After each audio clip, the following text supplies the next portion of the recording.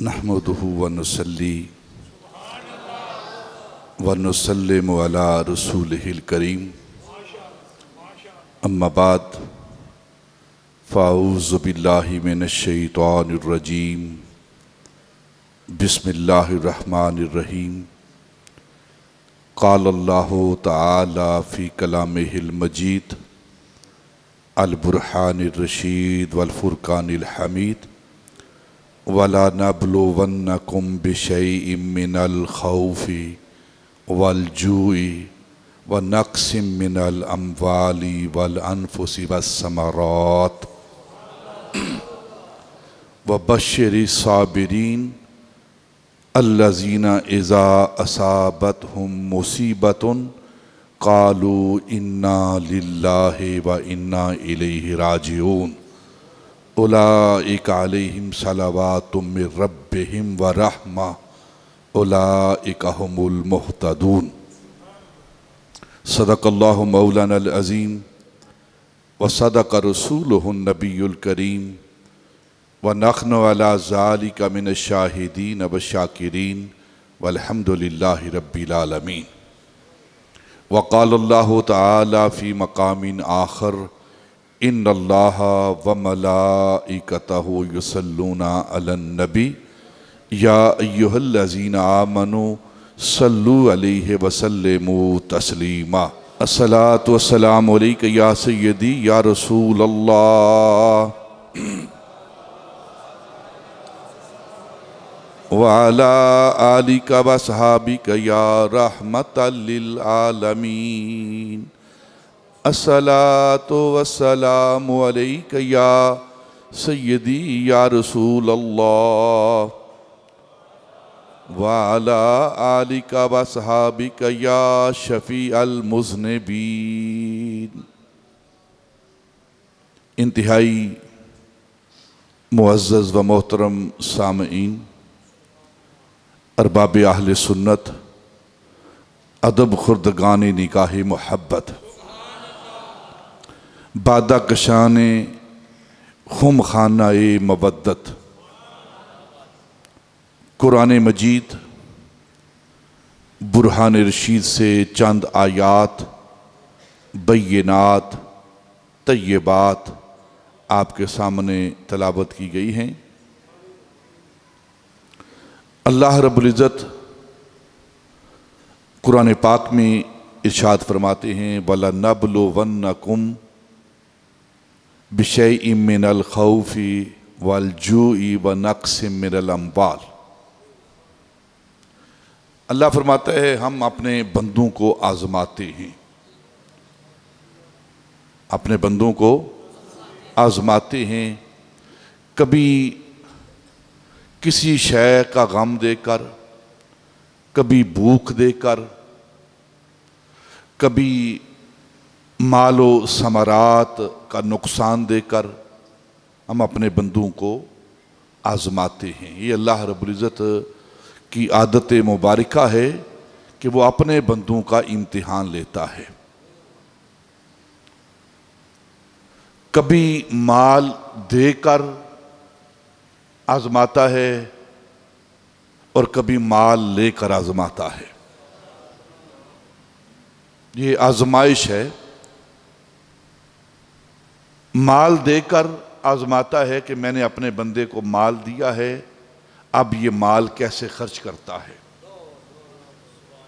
مال کیسے خرچ کرتا ہے اور کبھی مال اس سے چھین کر لے کر واپس لے کر اسے آزماتا ہے کہ اسے ہمارے ساتھ محبت ہے یا مال کے ساتھ محبت ہے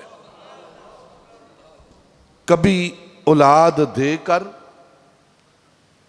آزماتا ہے اور کبھی اولاد کی نعمت سے روک کر آزماتا ہے یہ امتحان ہے آپ کے ذہن کے اندر یہ بات آئے گی جو اللہ رب العزت آزماتا ہے امتحان لیتا ہے تو اسے آزمانے کی کیا ضرورت ہے وہ تو ہر شے کو جانتا ہے دلوں کے احوال کو جانتا ہے کہ اس سے مال لوں گا تو اس کے دل پر کیا گزرے گی اسے مال دوں گا تو یہ کیا کیا اس مال کی خرابیاں اپنے اندر لائے گا، اسے تو ہر شے کا علم ہے، پھر وہ امتحان کیوں لیتا ہے؟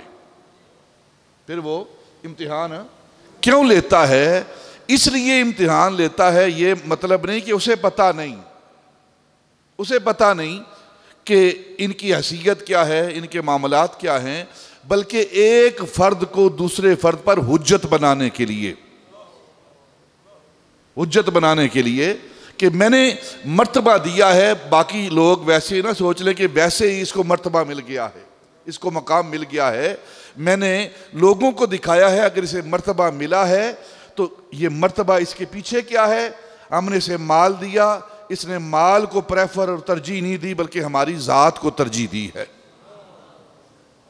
یہ ایک بنیادی بات ہے جو ہمیں سمجھنی چاہیے، اس پر انسان کو غم زدہ نہیں ہونا چاہیے اور نہ ہی اترانا چاہیے، نہ ہی تکبر کرنا چاہیے، غرور کرنا چاہیے کہ میرے پاس مال ہے بہتا، میرے پاس طاقت بہتی ہے، میرے پاس نفری بہتی ہے، میرے پاس ایک گھر بہتے ہیں، اس پر اترانا نہیں چاہیے، اور نہ ہی اگر کبھی کمی آ جائے تو اس پر انسان شرمندہ ہو، پریشان ہو، پشیمان ہو کہ میرے پاس فلاں چیز نہیں ہے، فلاں چیز نہیں ہے۔ یہ اللہ رب العزت کی تقسیم ہے جو وہ کرتا ہے اپنے بندوں کو آزمانے کے لیے کہ میرا بندہ میرے ساتھ خوش ہے یا مال کے ساتھ خوش ہے، تو اس کا بندہ وہی ہے جو اللہ کے ساتھ خوش ہوتا ہے، جو اس کی تقدیر پر، تقسیم پر راضی ہو جاتا ہے، پھر اللہ ان سے راضی ہو جاتا ہے۔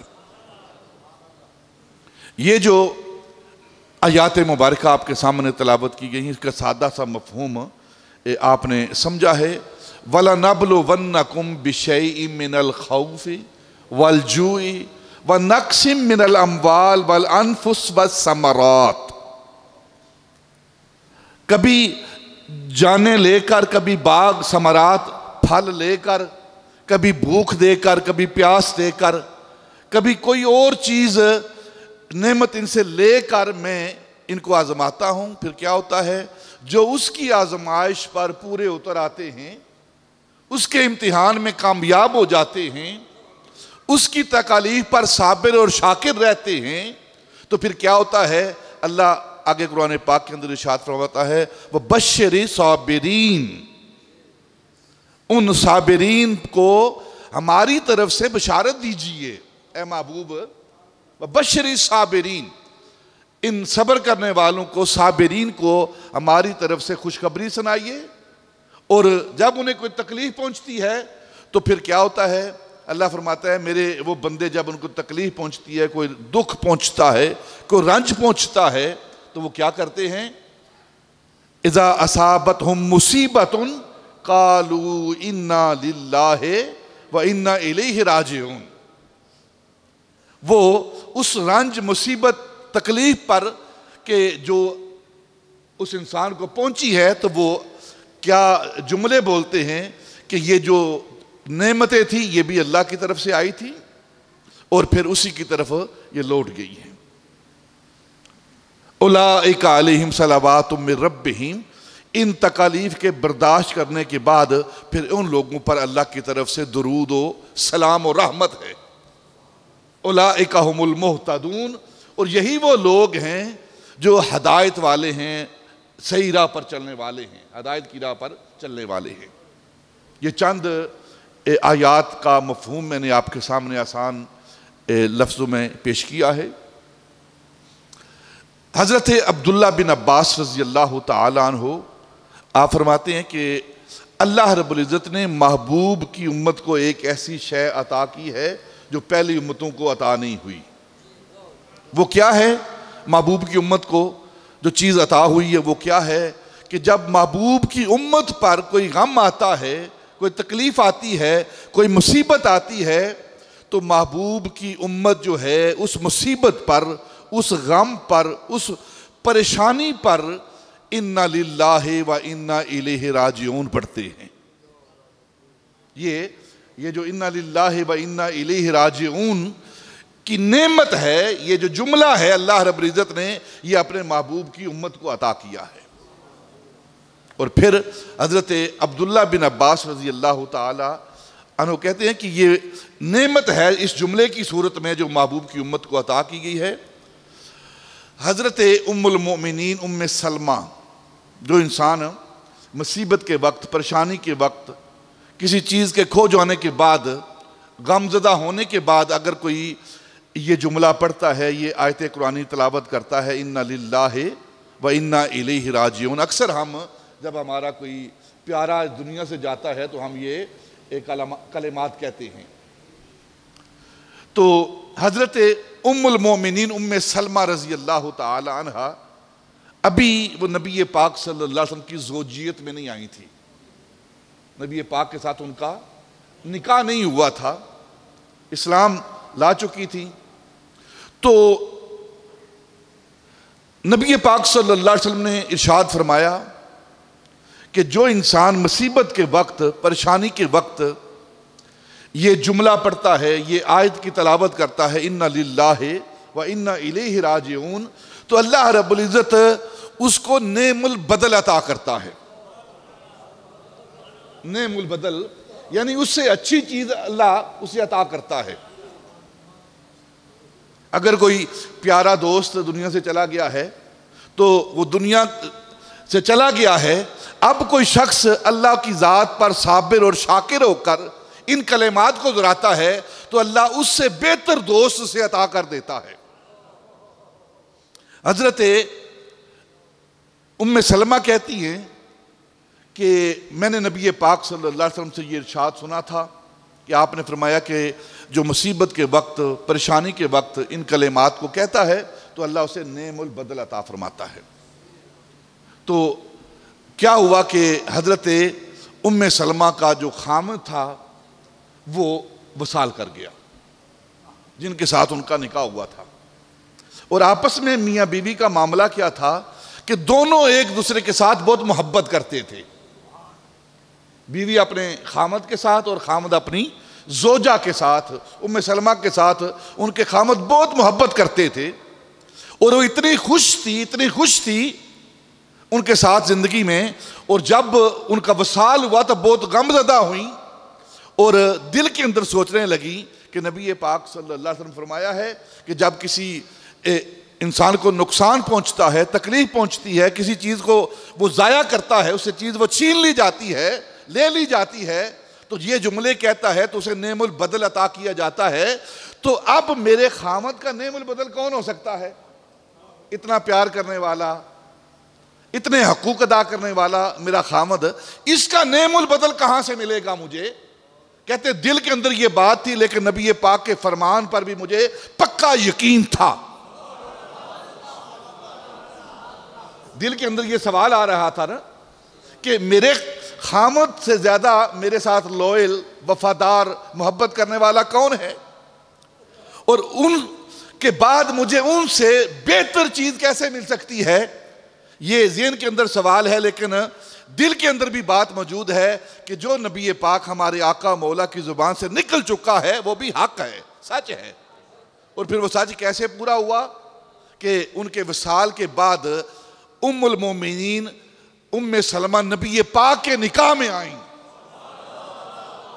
اب نبی پاک جیسا نعم البدل انہیں کیسے مل سکتا ہے؟ یہ نبی پاک کی صورت میں انہیں نعم البدل ملا ہے، اور جس کا بدل ہی کوئی نہیں ہے، نہ کائنات کے اندر نہ اللہ کی بارگاہ میں،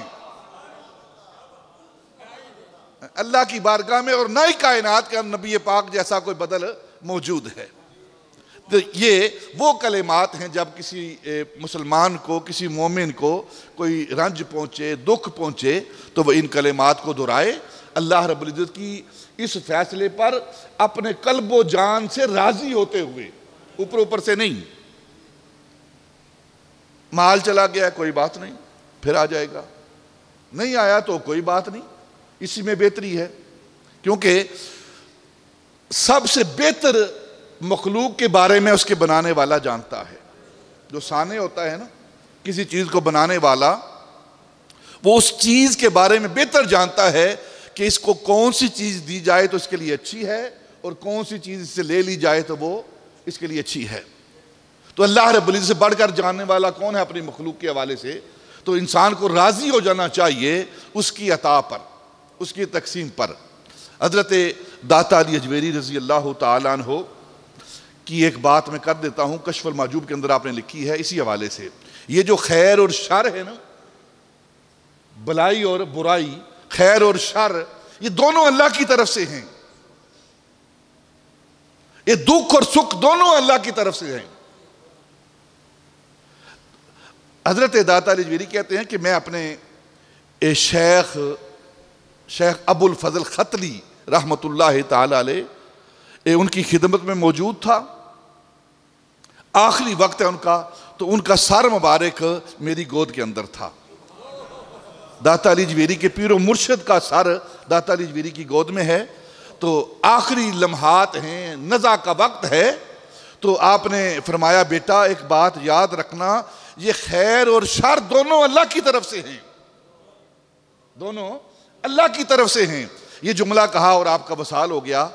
تو کہتے ہیں مجھے سمجھ نہ آئی، لیکن بعد میں سمجھ آئی کہ میرے شیخ نے جاتی دفعہ کیا کہا تھا کہ دنیا کے اندر جتنی بھی تکالیف آئیں، جتنے بھی دکھ تمہیں پہنچے، کبھی بھی ان دکھوں پر غمزدہ نہ ہونا، کیونکہ اگر سکھ اس نے دیے ہیں تو پھر دکھ بھی اسی نے دیے ہیں، اور جو دکھ وہاں سے آتا ہے بعض دفعہ وہ دنیاوی سکھوں سے بھی زیادہ قیمتی ہوتا ہے۔ اور اہل اللہ کے بندے دکھ اور سکھ دونوں اللہ کی طرف سے، یار کی طرف سے نعمت سمجھ کر قبول کرتے ہیں۔ جنہ دکھاں وچ سونا راضی، جنہ دکھاں وچ میرا سونا راضی تے سکھاں نو میں چلے ڈاواں، یہ اہل اللہ کا طریقہ ہے۔ جس انداز میں، جس طریقے سے یار راضی ہوتا ہے، اگر یار دکھ دے کر راضی ہے تو وہ راضی ہیں، اگر یار مال دے کر راضی ہے تو وہ راضی ہیں، اگر یار مال لے کر راضی ہے تو وہ اس حالت میں راضی ہیں۔ یہی وجہ ہے کہ سیدنا امام حسین رضی اللہ تعالی عنہ کا جملہ جب سارا باغ اجڑ گیا نا، 72 افراد اوان و انصار کے، 18 نوجوان بنی ہاشم کے، تو جب اپنی باری آئی نا، سارا جسم پر تیر لگے ہوئے ہیں، زخم لگے ہوئے ہیں، تو یہ نہیں کہا یا اللہ میں دیکھ، بلکہ ہاتھ اٹھائے اور ہاتھ اٹھا کر ساری تکالیف کے بعد رضاً بقضائک وتسلیماً بامرک، اے اللہ میں تیری رضا کے ساتھ راضی ہوں، مجھے اس بات کی کوئی پرواہ نہیں کہ جوان علی اکبر چلا گیا ہے، علی اصغر چلا گیا ہے، قاسم و عباس چلے گئے ہیں، اون و محمد چلے گئے ہیں، مجھے اس بات کی کوئی پرواہ نہیں، بس ایک ہی میری تمنا ہے، رضاً بقضائک وتسلیماً بامرک، میں تیری رضا کے ساتھ راضی ہوں اور جو تو نے حکم دیا ہے میں اس کو تسلیم کرتا ہوں۔ یہ ہے فلسفہ حضرت سیدنا امام حسین رضی اللہ تعالی عنہ کا۔ اور کون ہے سیدنا امام حسین؟ کوئی عام ہستی نہیں ہے، جو ساری کائنات کے ولی ہیں نا، ولی ساری کائنات کے، آدم علیہ السلام سے لے کر اس امت تک اور پھر قیامت تک آنے والی سارے ولیوں کے سردار مولا علی، اور وہ مولا علی کے بیٹے ہیں، ان کے بیٹے ہیں، انہیں یہ مرتبہ حاصل کیوں نہ ہو؟ پھر جو بھی انسان کو دکھ اور پریشانی ملتی ہے نا، وہ اللہ کی طرف سے آتی ہے، اور جو اللہ کے بندے ہوتے ہیں اسے اپنے یار کی طرف سے تحفہ سمجھ کر قبول کرتے ہیں، قبول کرتے ہیں۔ اور پھر جب وہ تحفہ قبول کر لیتے ہیں تو پھر اللہ کی طرف سے ان پر سلام بھی آتا ہے، درود بھی آتا ہے، اور وہ ہدایت کے راستے پر چلنے والے لوگ ہوتے ہیں۔ آج 11 محرم الحرام ہے، اور تھوڑی سی بات کربلا کے اوپر سیدنا امام حسین رضی اللہ تعالیٰ عنہ کی ذات پر اور آپ کی جو مرتبہ شہادت ہے نا، اس پر انشاءاللہ تھوڑی سی بات آج کریں گے ہم۔ 7 محرم الحرام سے پانی بند کر دیا گیا تھا اہل بیت اطہار پر، اور 10 محرم تک یہ پانی 3 دن سب کچھ بند تھا۔ 9 محرم کو سیدنا امام حسین رضی اللہ تعالی عنہ نے عشاء کی نماز پڑھائی اپنے خیموں کے اندر۔ سارے افراد جو 72 اوان و انصار تھے وہ بھی، اور بنو ہاشم کے سارے نوجوان وہ بھی وہاں موجود ہیں۔ نماز پڑھانے کے بعد آپ نے کہا کہ یہ جو دیا جل رہا ہے اس کو بجھا دو، اس کو بجھا دو۔ دیا بجھ گیا، اندھیرا ہو گیا، تو آپ نے فرمایا کہ دوستو، ساتھیو، یہ یزیدی، یہ لوگ ارادہ کر چکے ہیں میری جان لینے کا، تمہارے ساتھ ان کا کوئی معاملہ نہیں ہے، تو تم اپنی جان بچاؤ اور چلے جاؤ مجھے چھوڑ کر، اپنی جان اور میں تم پر یہ بات واضح کرنا چاہتا ہوں کہ میں تم پر شکوہ اور گلہ نہیں کروں گا۔ اللہ کی بارگاہ میں یہ نہیں کہوں گا کہ یہ بھاگ گئے تھے، نا، میں یہ نہیں کہوں گا، تم چلے جاؤ اپنی جان بچا لو اور میں تم سے راضی ہوں بالکل۔ تو سب نے یک زبان اور کہا کہ ہم یہ کس طرح کر سکتے ہیں کہ آپ کو اکیلا چھوڑ کر چلے جائیں؟ ہم تو آپ پر سب کچھ قربان کریں گے، اپنی جانیں قربان کریں گے، سب کچھ قربان کریں گے، ہم آپ کو اکیلا چھوڑ کر نہیں جا سکتے۔ اور پھر تاریخ کے اندر ایک جملہ ملتا ہے، سیدنا امام حسین رضی اللہ تعالیٰ نے فرمایا کہ 2 چہرے انسان کو کبھی نہیں بھولتے، 2 چہروں کو انسان کبھی نہیں بھول سکتا۔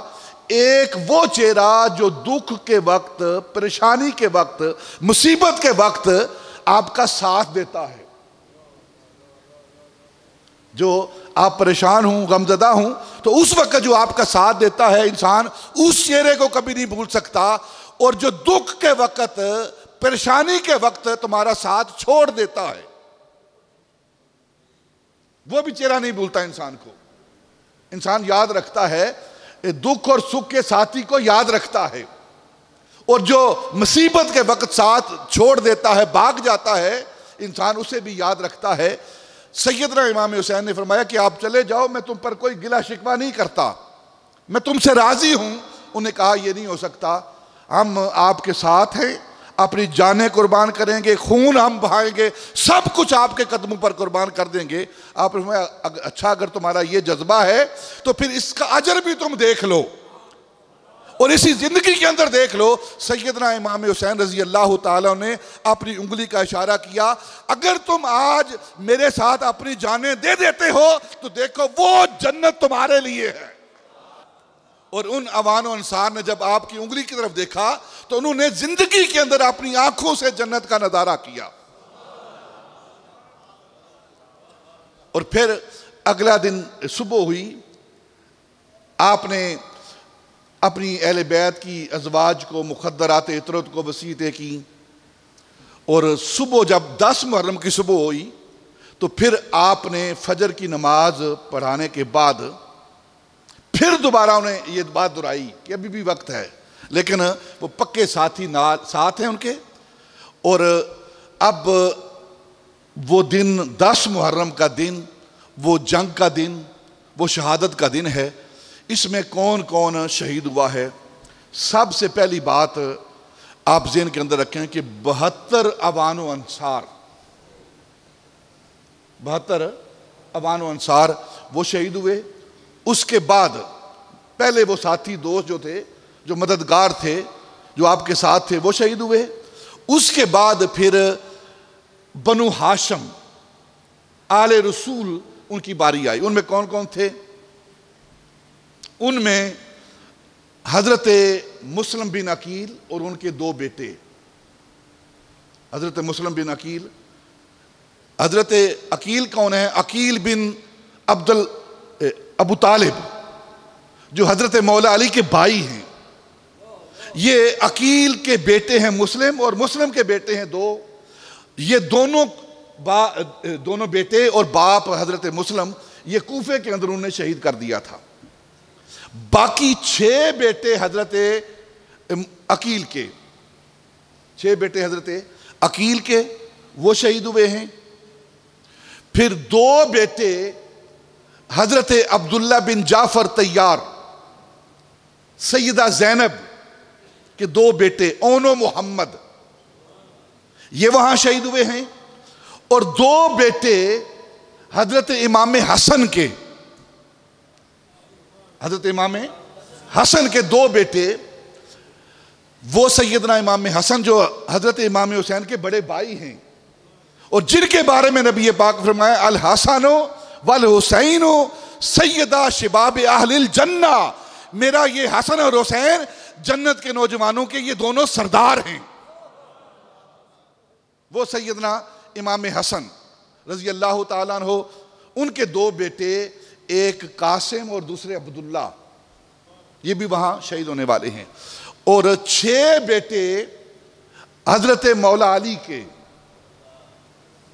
ابو بکر، عمر، عثمان اور دوسرے جعفر، یہ 6 بیٹے ہیں حضرت مولا علی کے جو میدان کرب و بلا میں شہادت حاصل کر رہے ہیں سیدنا امام حسین کے علاوہ.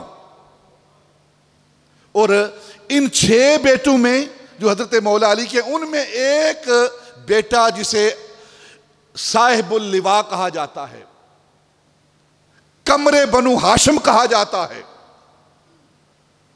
جو اہل بیت اطہار کو کربلا کے میدان میں پانی پلانے والا، جسے عباس کہا جاتا ہے. حضرت عباس صاحب اللواء یعنی جھنڈے والے، علم بردار، یہ وہ سیدنا عباس ہیں، وہ بھی شہید ہوتے ہیں. اور پھر حضرت امام حسین رضی اللہ تعالیٰ عنہ کے 3 بیٹے، علی اکبر، علی اوسط اور علی اصغر.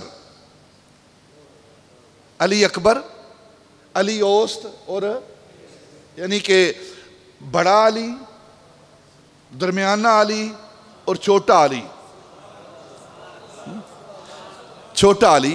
ساری کائنات کے اندر ایک علی مان نہیں، اور جہاں اتنے علی ہوں.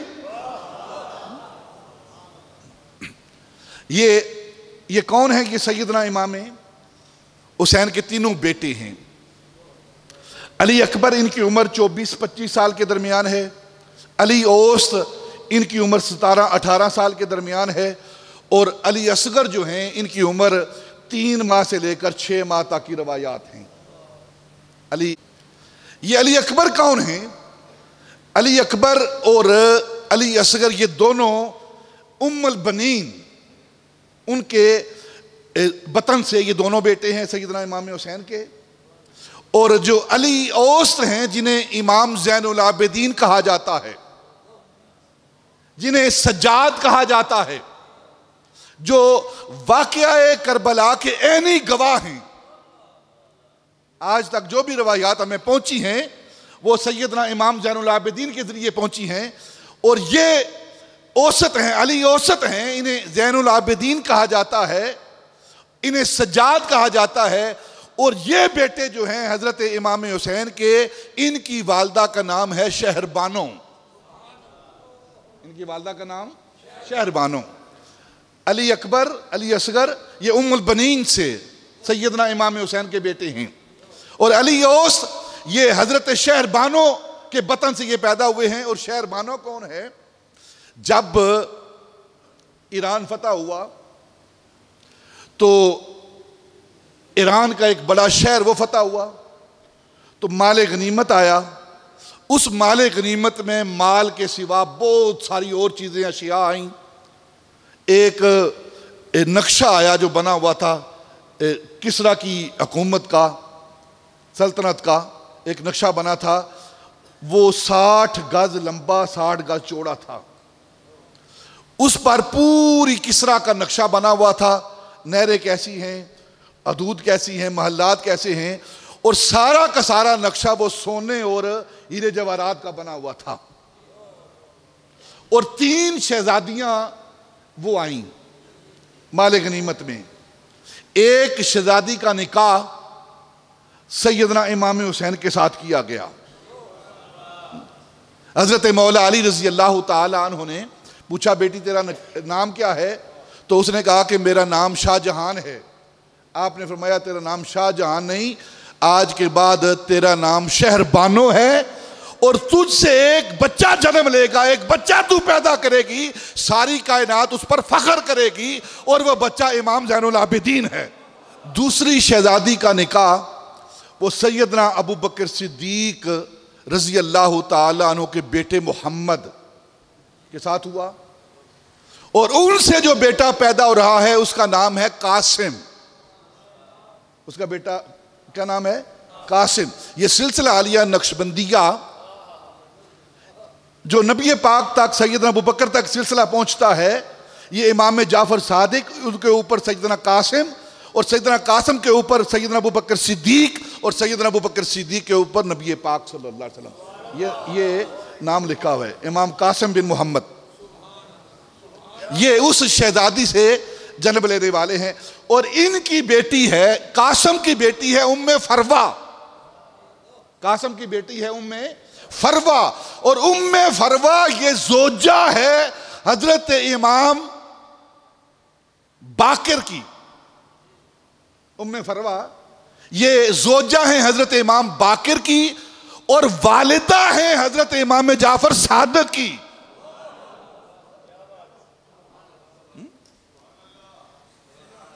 کہتے ہیں ان کی آپس میں بڑی لڑائیاں تھیں، یہاں تو رشتہ داریاں ہو رہی ہیں، آپ کے ساتھ اگر کوئی دشمنی رکھتا ہو، آپ اپنی بیٹی نہیں دیتے اسے، اس خاندان کی بیٹی اپنے نکاح میں نہیں لاتے، اور وہاں لڑائیاں ہو رہی ہیں تو پھر یہ نکاح کیسے ہو رہے ہیں؟ حضرت قاسم کی بیٹی ام فروہ حضرت امام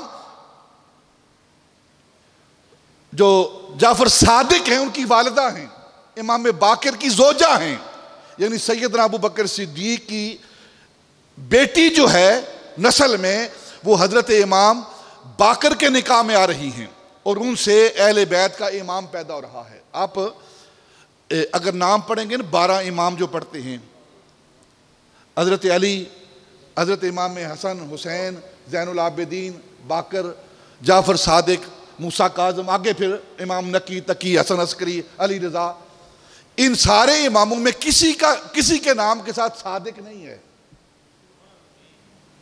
کسی کے ساتھ صادق نہیں ہے، صرف ایک امام جعفر صادق ہیں جن کے ساتھ صادق کا لفظ ہے۔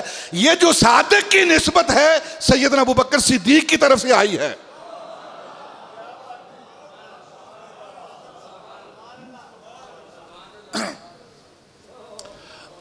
اور حضرت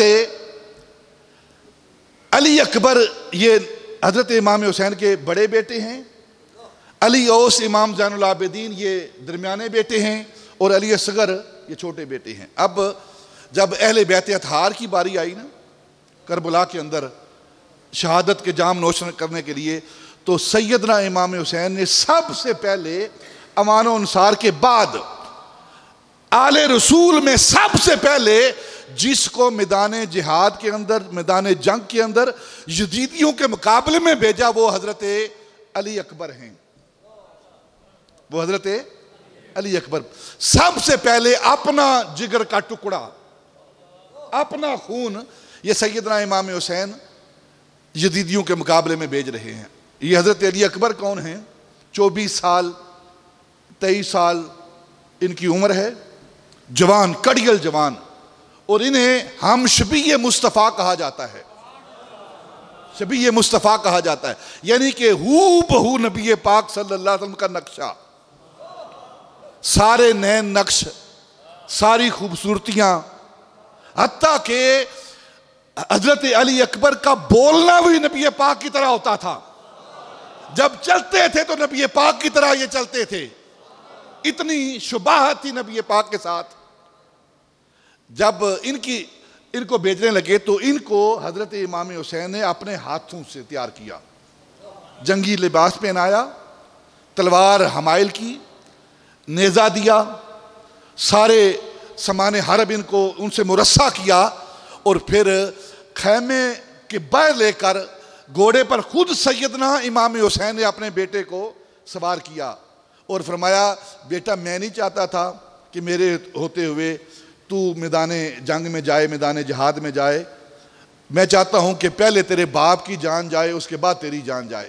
میں دیکھ نہیں سکتا کیونکہ تیری شکل دیکھتا ہوں تو مجھے نانا یاد آتے ہیں.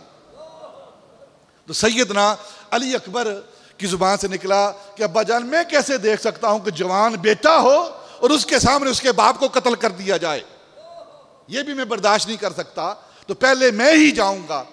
تو آپ نے فرمایا اچھا پھر اگر تو جانا چاہتا ہے تو جا, پھر میں تجھے اللہ کی راہ میں قربان کرتا ہوں, اللہ کی راہ میں قربان کرتا ہوں. یہ وہ حضرت علی اکبر ہیں.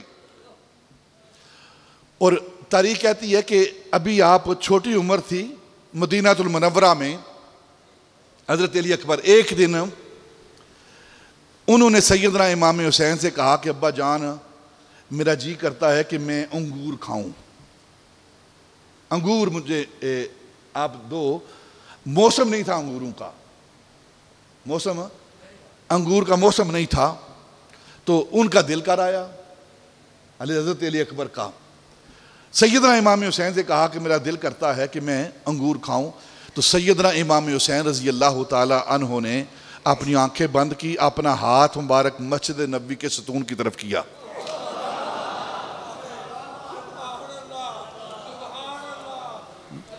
اور مٹھی کھول کے نا بیٹا یہ لے کھا, یہ انگور ہیں تیرے لیے, بے موسمہ پھل. کہتے ہیں جی یہ کیا باتیں کرتے, بھلا کبھی ایسے ہوتا ہے لوگ قرآن نہیں پڑھتے. حضرت مریم کے لیے زکریا کے محراب میں بے موسم پھل آتے تھے. اگر مریم کے لیے بے موسم پھل آ سکتے ہیں تو مصطفیٰ کی آل کے لیے بے موسم پھل کیوں نہیں آ سکتے. یہ وہ حضرت علی اکبر رضی اللہ تعالیٰ عنہ ہیں جن کے لیے جنت سے بے موسم پھل آتے تھے. اتنے پیارے تھے سیدنا امام حسین کو, اور ان کو سوار کر کے میدان میں بھیجا, اور خود وہاں بیٹھ کر خیمے کے سامنے کھڑے ہو کر سیدنا امام حسین اپنے بیٹے کی شجاعت بہادری دیکھنے لگے.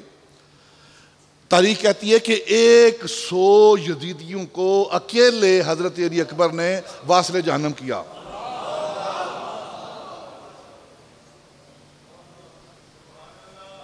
ایک 100, اور جب 100 کو واصل جہنم کر دیا نا تو واپس گھوڑا موڑا, زخم لگے ہوئے ہیں جسم پر, گھوڑا موڑا اور خیمے کی طرف آ رہے ہیں. سیدنا امام حسین نے دیکھا کہ بیٹا واپس آ رہا ہے, تو آپ اپنے خیمے کو چھوڑ کر آگے چلے گئے میدان کے اندر. بیٹا رک جاؤ تو رکو, آگے نہیں آنا آپ نے, کیا معاملہ ہے, کیوں واپس آئے ہو؟ ہم نے تمہیں اللہ کی راہ میں قربان کر دیا ہے, بیچ دیا ہے. ہم آل رسول ہیں, علی کی اولاد ہیں, فاطمہ کی اولاد ہیں. ہم اللہ کی راہ میں صدقہ کر کے واپس نہیں لیتے, واپس نہیں لیتے ہم. تم واپس کیوں آ رہے ہو؟ عرض کی ابا جان 100 کو واصل جہنم کیا ہے, ایک گھونٹ پانی دیں آپ, 3 دن کا پیاسا ہوں, ایک گھونٹ پانی دے دیں آپ, پھر دیکھو میں کیا کرتا ہوں, کس طرح علی کے خون کا اظہار کرتا ہوں. کہا بیٹا اس وقت پانی کہاں سے لاؤں میں تیرے لیے, پانی کہاں سے لاؤں. ایک اور بات میں عرض کر دوں یہاں, اکثر یہ واقعہ بیان کرتے ہوئے سیدنا امام حسین رضی اللہ تعالیٰ اہل بیت اطہار کی طرف یہ کہا جاتا ہے کہ وہ مجبور تھے. نا نا نا نا نا, مجبور کوئی معاملہ نہیں ہے. میں ایک تاریخ کا ایک ورق آپ کے سامنے رکھنا چاہتا ہوں. یہ قادیانی جو مرزا غلام احمد تھا نا, جب اس کا مقابلہ حضرت پیر میر علی کے ساتھ ہوا, آپ پڑھیں یہ تاریخ پڑھیں, تو اس نے کہا کہ اسٹیج لگاتے ہیں, پھر اس کے اوپر مناظرہ ہوگا. جب آپ حضرت پیر میر علی تشریف لے آئے, یہ جو اقبال پارک ہے, مینار پاکستان ہے, اس جگہ پر اسٹیج لگا. تو اس نے کیا کیا کہ اب وہ سامنے آنے کے قابل نہیں تھا نا. آپ نے کہا کہ تو مناظرہ میرے ساتھ کیا کرے گا, 3 کام کرتے ہیں, تو بھی وہ کر میں بھی کرتا ہوں. اگر تو نے کر لیے تو تو ٹھیک ہے, اور اگر میں نے کر لیے تو پھر تو اپنے دعوے سے بری ہو جا اور مسلمان ہو جا. ان 3 کاموں میں سے ایک کام کیا تھا جو حضرت پیر میر علی نے کہا تھا؟ ایک کام ان 3 کاموں میں سے یہ تھا کہ یہ جو دریا بہتے ہیں نا راوی، تو اس دریا کو حکم دے کہ یہ اپنی جگہ چھوڑ کر ہمارے سٹیج کے قریب سے گزرے۔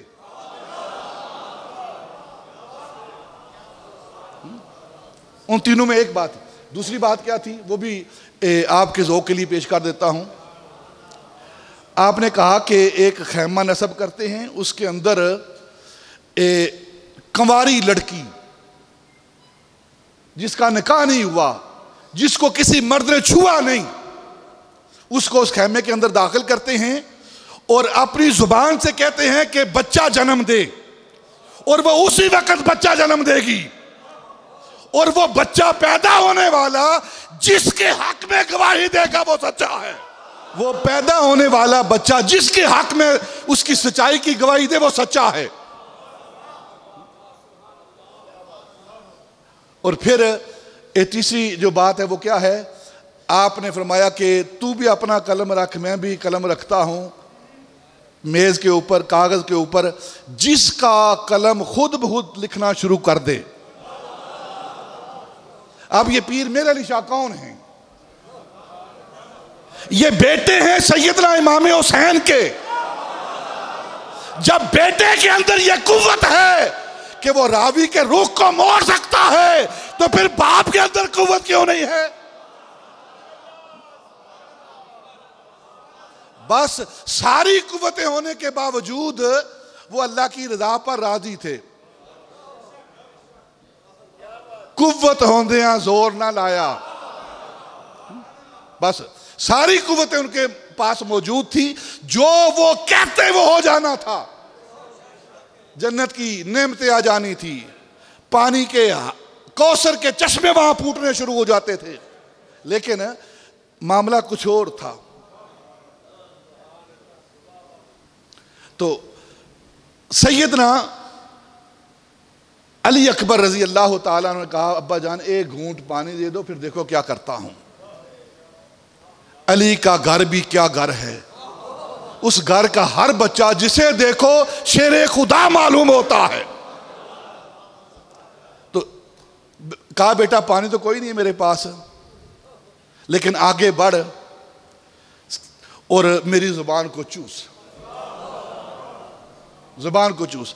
سیدنا علی اکبر نے سیدنا امام حسین کی زبان کو چوسا جو 3 دن سے پیاسی ہے، وہ زبان چوسی اور پھر واپس گئے، اور تاریخ کہتی ہے کہ واپس جانے کے بعد 200 یزیدیوں کو واصل جہنم کیا ایک علی اکبر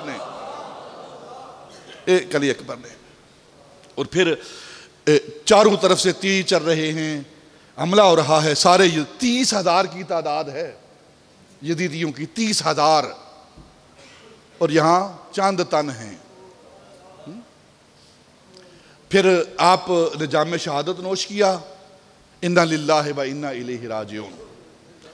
اب یہ پہلے اہل بیت اطہار کے فرد ہیں، بنو ہاشم کا پہلا قمر ہے، پہلا چاند ہے، پہلا خون ہے جو میدان کرب و بلا میں شہادت کا جام نوش کر رہا ہے۔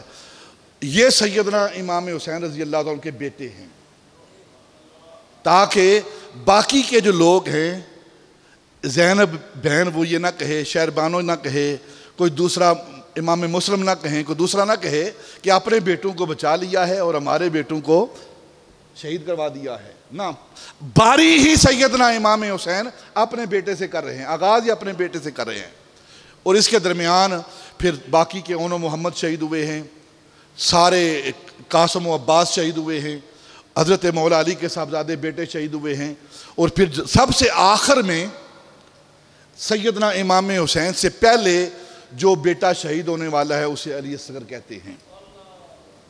علی اصغر کا مطلب ہے چھوٹا علی۔ 3 دن کا پیاسا، نہ دودھ مل رہا ہے، نہ پانی مل رہا ہے، نہ خوراک مل رہی ہے، بار بار مخدرات عطرت سیدہ زینب کبھی کہتی ہیں، کبھی ام البنین کہتی ہیں، کبھی بہن سکینہ کہتی ہے، کبھی شہربانو کہتی ہیں اپنے سیدنا امام حسین سے، امام چلو ہم تو پیاس برداشت کر سکتے ہیں، یہ معصوم چھوٹا بچہ ہے، اس کا ان کے ساتھ کیا لینا دینا ہے؟ ان کو باہر لے جاؤ، ان کے سامنے پیش کرو، شاید کسی یزیدی کے دل میں رحم آ جائے اور اس معصوم 6 ماہ کے بچے کو وہ پانی دے دے۔ سیدنا امام حسین ان مخدرات عطرت کے کہنے پر معصوم علی اصغر کو اٹھا کر آپ نے اپنی زبان سے کچھ نہیں کہا۔ تاریخ کہتی ہے کہ سیدنا علی اصغر کو سیدنا امام حسین نے ایسے اٹھایا اوپر، اور نہ اپنی زبان سے کوئی لفظ نکالا ہے، اور نہ ہی اس وقت چہرے کا رخ یزیدیوں کی طرف تھا، آپ کا رخ دوسری طرف تھا، خیمے کی طرف تھا۔ یعنی اپنے حال سے وہ کہہ رہے تھے کہ میں حسین تم سے پانی نہیں مانگتا، میں تم سے مانگنے والا نہیں ہوں، بس یہ بچہ ہے، چھوٹی عمر ہے، معصوم ہے، اس کی طرف دیکھ لیں آپ۔ اور جب علی اصغر کو اوپر کیا گیا نا، آخر وہ بھی اولاد والے تھے نا، لشکر کے اندر ایک عجیب افراتفری پیدا ہوئی۔ تو ابن سعد نے کہا کہ یہ کیا افراتفری ہے، کس طرف یہ لوگ جا رہے ہیں؟ ارملہ کیوں کھڑے ہو؟ تیر مارو، معاملہ ختم کرو۔ ارملہ نے تیر مارا، 3 منہ والا، 3 شعبہ، اور وہ تیر سیدھا آ کر سیدنا علی اصغر کے حلق میں لگا اور پیچھے سے باہر نکل گیا۔ اب جب ان کی شہادت ہوئی نا حضرت علی اصغر کی، تو سیدنا امام حسین رضی اللہ تعالیٰ عنہ پہلے عباس کی لاش کو اٹھا چکے ہیں، قاسم کی لاش کو اٹھا چکے ہیں، اون و محمد کی لاشوں کو اٹھا چکے ہیں، دوسرے بھائیوں کو اٹھا چکے ہیں۔ اب علی اصغر معصوم اس کی لاش کو اٹھا کر سیدنا امام حسین نے آسمان کی طرف دیکھا، اور کسی شاعر نے کیا خوبصورت نقشہ کھینچا ہے، اٹھا کر لاشائے دلبر بسوئے آسماں دیکھا، کہا نہیں شکوہ مولا رزینہ بے رضا اللہ۔ میں کون ہوتا ہوں کہ پوچھوں تجھ سے کیا کیا تو نے، میرا کب تھا میرا کب ہے، دیا تو نے لیا تو نے۔ نہ اب آرام و راحت کی، نہ مال و زر کی حاجت ہے، نہ بیوی کی نہ بچوں کی، نہ اپنے سر کی حاجت ہے۔ تمنا ہے کہ بس تیرا نام رہ جائے، تیرے محبوب کا لایا ہوا اسلام رہ جائے۔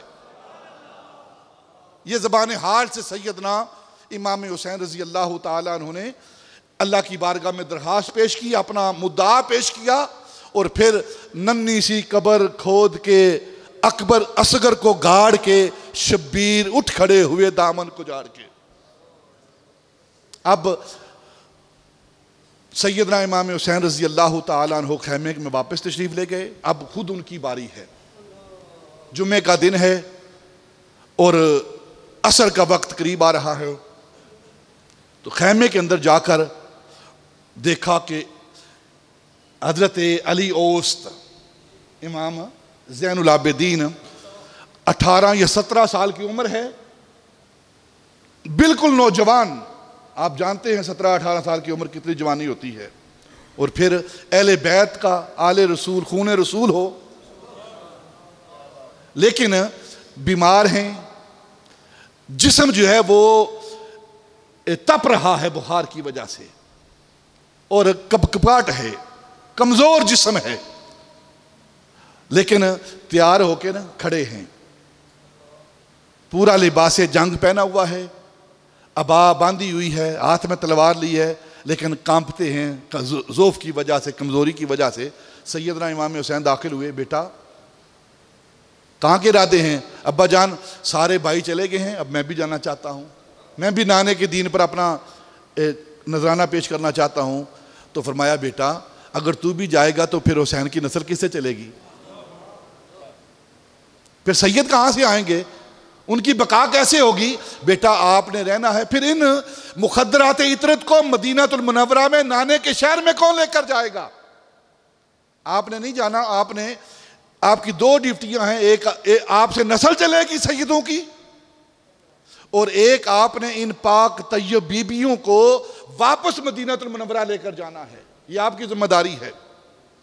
اور جتنے آج تک قیامت تک سید آئیں گے حسنی حسینی، یہ سارے کے سارے سلام کریں سیدنا عمر فاروق کو۔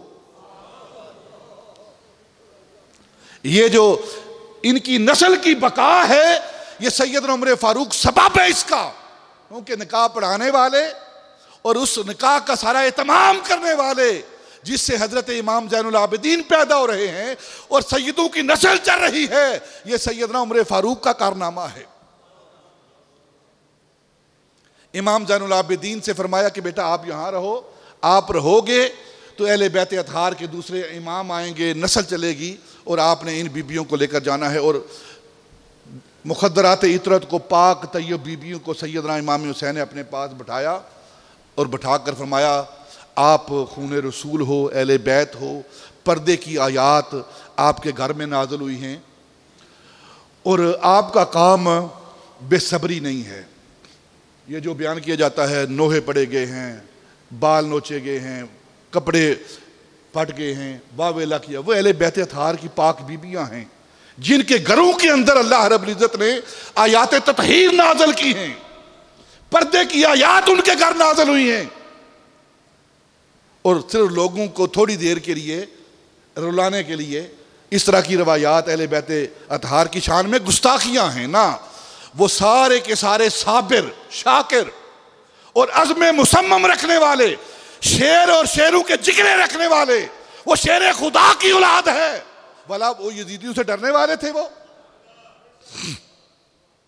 آپ نے وصیت کی سیدنا امام حسین نے سیدہ زینب سے کہ مدینہ المنورہ سے لے کر کربلا تک میری ڈیوٹی تھی، اب کربلا سے مدینہ المنورہ تک آپ کی ڈیوٹی ہے۔ سیدہ زینب کی بہن تھی حضرت امام حسین کی، یہ آپ کی ڈیوٹی ہے، اس سارے بچوں کو، ان ساری مخدرات عطرت کو واپس مدینے لے کر جانا، یہ آپ کی ذمہ داری ہے۔ جب ساری وصیت ہو گئی، فرمایا کوئی نوحہ نہ کرے، کوئی ماتم نہ کرے، کوئی بال نہ نوچے، کوئی اپنے چہرے پر تماچے نہ مارے، کوئی بین نہ کرے، بس صبر اور شکر کے ساتھ اپنا یہ مسئلہ حل کرنا ہے۔ حضرت شاہ عبدالعزیز محدث دہلوی اس امت کے بہت بڑے بزرگ ہوئے ہیں، بہت بڑے شیخ ہوئے ہیں، اور برے صغیر پاک و ہند کے اندر جو ہمارا خطہ ہے اس کے اندر جو حدیث آئی ہے اور جو علوم دینیہ آئے ہیں، اس خاندان نے یہ خدمت انجام دی ہے۔ ان سے سوال کیا گیا کہ اہل بیت اطہار جو ہیں، شہدائے کرب و بلا ہیں، سیدنا امام حسین کے غم میں رونا کیسا ہے، اور ان کے یاد میں مجالس کا اہتمام کرنا، مجلسوں کا اہتمام کرنا، اور ان مجلسوں کے اندر شہادت کو بیان کرنا، یہ کیسا ہے۔ آپ نے فرمایا، فتویٰ دیا کہ اپنی مجالس کے اندر سیدنا امام حسین کی شان کو بیان کرنا، ان کی شہادت کو بیان کرنا، شہدائے کرب و بلا کی شہادت کو بیان کرنا، اور پھر اس پر غم کا اظہار کرنا اور رونا، آنسو بہانا، یہ جائز ہے، اور آنسو بہانا محبت ہے، اور ان اہل بیت اطہار پر ماتم کرنا یہ ان کے ساتھ عداوت ہے۔ عداوت ہے، رونا محبت ہے اور ماتم کرنا یہ عداوت ہے اہل بیت اطہار کے ساتھ۔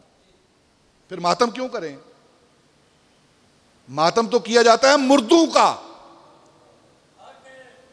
ماتم تو کیا جاتا ہے مردوں کا، اور قرآن گواہی دے رہا ہے وَلَا تَقُولُوا لِمَن يُقْتَلُ فِي سَبِيلِ اللَّهِ أَمْوَاتٌ بَلْ أَحْيَاءٌ، جو اللہ کی راہ میں شہید کر دیے جاتے ہیں، قتل کر دیے جاتے ہیں، وہ مردہ نہیں، وہ تو زندہ ہیں، وہ زندہ ہیں، تو زندوں کا ماتم نہیں کیا جاتا۔ سیدنا امام ماتم کرنا ہے تو یزید کا کرو جس نے اتنے ظلم کیے ہیں، امام حسین کا ماتم نہیں، وہ بنتا ہی نہیں ہے۔ حسین اب بھی ہے زندہ، حسین اب بھی ہے زندہ، کربلا کی خاک سے پوچھو، خدائے لم یزل یا پھر صاحب لولاک سے پوچھو، علی اصغر، علی اکبر، سخی عباس کا درجہ کسو نہ کس سے مت پوچھو، قرآن پاک سے پوچھو۔ یہ کون سیدنا امام حسین؟ وہ سیدنا امام حسین جو نبی پاک کے نواسے ہیں، نواسے ہیں، آئین مشیت کا شناسہ ایسا، جس کے قدموں میں ہو کوثر، وہ پیاسا ایسا، کیوں فخر سے جھومے نہ رسول عربی، تقدیر سے ملتا ہے نواسا ایسا۔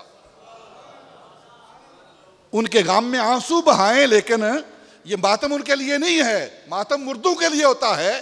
وہ تو یزیدیت کو ختم کرنے کے لیے، یزیدیت کو مارنے کے لیے آئے تھے سیدنا امام حسین. وہ سیدنا امام حسین، ان کا ماتم نہیں، ان کے غم میں شریک ہوں، آنسو بہائیں. آنسو بہانا یہ ان کے ساتھ محبت ہے. اور پھر ان سے دوسرا معاملہ پوچھا گیا، دوسرا فتویٰ پوچھا گیا حضرت شاہ عبد العزیز محدث دہلوی سے، کہ جب دونوں کی جنگ ہو رہی تھی، سیدنا امام حسین اور یزید کی آپس میں کربلا کے اندر یہ معرکہ ہو رہا تھا، تو اس وقت حق کہاں تھا؟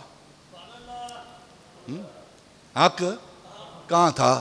تو آپ نے فرمایا حق مقام میزان عدل پر تھا. میزان عدل پر تھا، حق میزان عدل پر تھا. اور حق کس طرف ہونا ہے؟ زبان رسالت نے پہلے ہی بیان کر دیا ہے، العلی مع الحق والحق مع العلی. جس طرف علی ہوگا اس طرف حق ہوگا. تو سیدنا امام حسین وہ علی کے بیٹے ہیں، جس طرف باپ ہے اس طرف حق ہے، اور جس طرف بیٹا ہے اس طرف حق ہے. یہ فتویٰ دیا گیا ہے، ہمارے علماء نے دیا ہے کہ حق سیدنا امام حسین کی طرف تھا. اب سیدنا امام حسین رضی اللہ تعالیٰ عنہ نے تیاری کی، وصیت کی، نصیحت کی، خطبہ دیا. اس کے بعد صبر کی تلقین کی، اور خود لباس پہن کر، جنگی لباس ہتھیار باندھ کر آپ تشریف لائے یزیدیوں کے سامنے. اور آپ نے اتمام حجت کے لیے خطبہ دیا کہ اے یزیدیوں، تم نے جو ظلم کیا ہے، اس کے باوجود میں چاہتا ہوں کہ تم آگے ظلم کو نہ بڑھاؤ، یہاں روک دو کام کو، تاکہ کل تمہارے لیے کوئی بہانہ مل جائے تمہیں بخشش کا. اور اگر تم دنیا کی محبت میں اتنے اندھے ہو چکے ہو تو پھر میں وقت کا امام ہوں، میرا کام ہے تمہاری آنکھوں کو کھولنا، اور میں تمہاری آنکھوں کو کھولنا چاہتا ہوں، تمہارے دل کی، تمہارے ایمان کی آنکھیں کھل جائیں. فرمایا اگر تم نہیں جانتے تو جانو، دیکھو میں کون ہوں، میری طرف دیکھو، میں کون ہوں. میں علی کا بیٹا ہوں، میں فاطمہ کا لخت جگر ہوں، حسن میرا بڑا بھائی ہے، جعفر طیار میرا چچا ہے، عقیل میرا چچا ہے، زینب، ام کلثوم، رقیہ یہ میری خالائیں ہیں، اور جس کا تم کلمہ پڑھتی ہو وہ میرا نانا ہے، وہ میرا نانا ہے. اور یہ جو دستار دیکھ رہے ہو میرے سر پر، یہ میرے نانے کی دستار ہے. یہ کمر پر جو پٹکا دیکھ رہے ہو یہ میری ماں اماں فاطمہ کی چادر کا پٹکا ہے. اور جو میرے ہاتھ میں تلوار دیکھ رہے ہو یہ میرے باپ علی کی تلوار ہے. اور صبح و شام جن پر تم درود بھیجتے ہو میں اسی رسول کا بیٹا ہوں، جس کی آل پر تم درود بھیجتے ہو وہ آل ہم ہیں. اور ہوش کرو اس وقت بھی. تو ابن سعد نے، خولی نے، ہرملہ نے کہا کہ یہ کیا معاملہ ہو رہا ہے؟ ابن سعد نے کہا کہ حسین تقریر نہ کرو، خطبے نہ دو، نماز کا وقت ہو رہا ہے، ہم نے نماز پڑھنی ہے. وہ بھی نماز پڑھنے والے تھے. لیکن سیدنا امام حسین کی نماز کیسی ہے، سجدہ کیسا ہے؟ لاکھوں نے سجدے کیے پر تیرا عجب انداز ہے، اے حسین تو نے وہ سجدہ کیا جس پر خدا کو ناز ہے. سجدے حسین والے قبول ہیں، باقی نہیں. کوئی بھی کوئی حسین کی مخالفت میں آ کر کوئی سجدہ کرتا ہے، کوئی زکوٰۃ دیتا ہے، کوئی حج کرتا ہے، اس کا حج، اس کی زکوٰۃ، اس کے سجدے اس کے منہ پر مارے جائیں گے. نماز اس کی قبول ہوگی جس کے دل کے اندر اہل بیت کی محبت ہے، اہل بیت کی محبت ہے. اور پھر سیدنا امام حسین رضی اللہ تعالیٰ نے جس جرأت بہادری کے ساتھ ان کا مقابلہ کیا تاریخ بیان کرتی ہے، آپ نے سنا ہے. حتیٰ کہ وہ وقت آیا کہ سیدنا امام حسین رضی اللہ تعالیٰ عنہ کو شہید کر دیا گیا. اور حضرت امام جعفر صادق رضی اللہ تعالیٰ عنہ ان سے پوچھا گیا کہ آپ کے جو جد امجد دادا جان ہیں میدان کرب و بلا میں ان کے جسم پر کتنے زخم لگے تھے، کتنے نشان تھے زخموں کے؟ تو فرمانے لگے جتنے قرآن کے حرف ہیں اتنے زخم تھے میرے دادا جد امجد کے جسم پاک پر. اور پھر حضرت امام موسیٰ کاظم رضی اللہ تعالیٰ عنہ اہل بیت کے امام، ان سے سوال کیا گیا، فرمانے لگے سلام ہو میرے جد امجد پر، میدان کرب و بلا میں 9 منٹ تک جو گھوڑے کی زین پر رہا، 9 منٹ تک۔ تو سائل نے کہا کہ یہ کس طرح ممکن ہے کہ 9 منٹ تک وہ گھوڑے کی زین پر رہے، زمین پر نہیں آئے؟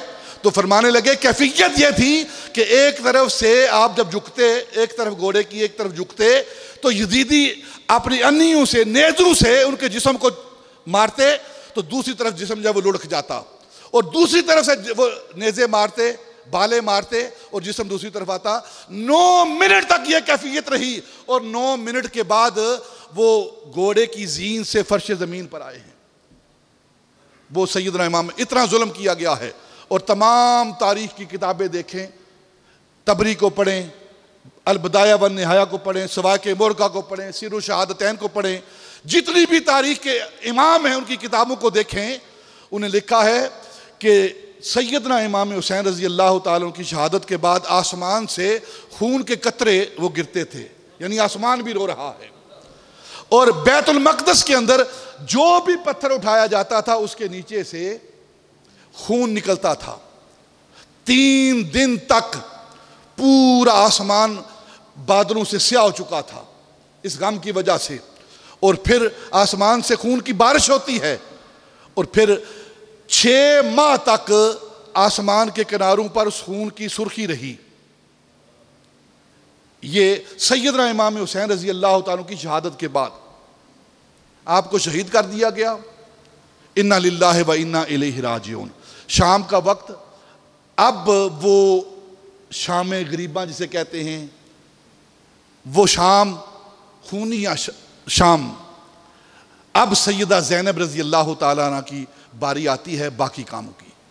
یزیدیوں نے سیدنا امام حسین کو شہید کرنے کے بعد خیموں کو آگ لگائی، اور پھر بیبیاں، پاک طیب بیبیاں اپنے ذات کو بچانے کے لیے، اپنے حفاظت کرنے کے لیے ایک خیمے سے دوسرے خیمے میں جاتی ہیں۔ اور تاریخ کا ایک راوی کہتا ہے کہ ایک چھوٹی ننھی بچی ہے، اس کے کپڑوں پر آگ لگی ہوئی ہے، اور میں عذرۂ ہمدردی، محبت کی وجہ سے آگے بڑھنے لگتا ہوں کہ میں بیٹی تیرے جسم کے کپڑوں پر لگی جو آگ ہے اس کو بجھاؤں۔ تو اس بیٹی نے کہا دور رہیے مجھ سے، میرے قریب نہ آئیے، میں آل رسول ہوں، نبی کی بیٹی ہوں، خبردار جو میرے جسم کی طرف آپ بڑھے، اگر میں جلتی ہوں جل جاؤں گی، لیکن کوئی غیر محرم میں ہمیں ہاتھ نہیں لگا سکتا۔ یہ تھی وہ اہل بیت اطہار کی قربانیاں۔ اور پھر اس کے بعد کیا ہوا انشاءاللہ وہ آئندہ جمعۃ المبارک میں پیش کیا جائے گا۔ وما علینا الا البلاغ۔